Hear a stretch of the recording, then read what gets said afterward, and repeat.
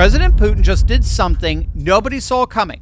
Russian officials are calling on Iran to end the hostilities. We believe that the situation should have transitioned to a political and diplomatic settlement as early as yesterday. This is the only thing that can effectively contribute to diffusing the catastrophically tense situation that has now developed in the region. That's the Kremlin's own spokesman, Dmitry Peskov, publicly calling on Iran to stand down. And it's not just Peskov. Russia's foreign minister, Sergei Lavrov, he personally called Iran's foreign minister and told him, you need to agree to a ceasefire, like as of now. And it's not just Russia, interestingly enough. It's also another major ally of Iran, China. In a stunning turnaround, a spokesperson announced that China has reversed course and will not be selling Iran advanced CM-302 supersonic anti-ship missiles as they had previously promised. In other words, China made it absolutely clear they were not getting involved in this conflict. No CM-302s, no air defense systems, no targeting data, no satellite cueing, nothing that would drag them into direct confrontation with Trump.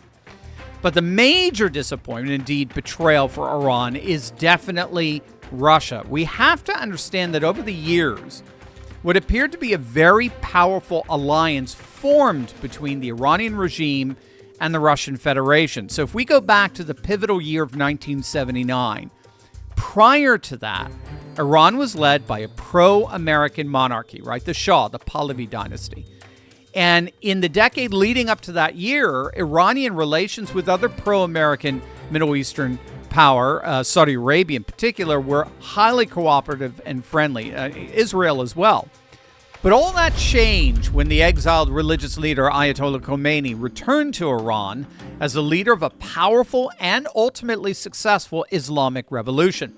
With Iran led by Shiites and Saudi Arabia by Wahhabi Sunnis, the two nations aligned themselves geopolitically with the two opposing Cold War powers. So Saudi Arabia went with the United States, while Iran went with the Soviet Union.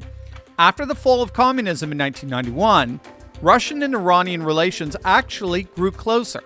And this was largely due to the resurgence of religious sentiment in the renewal of Russian orthodoxy within the Federation.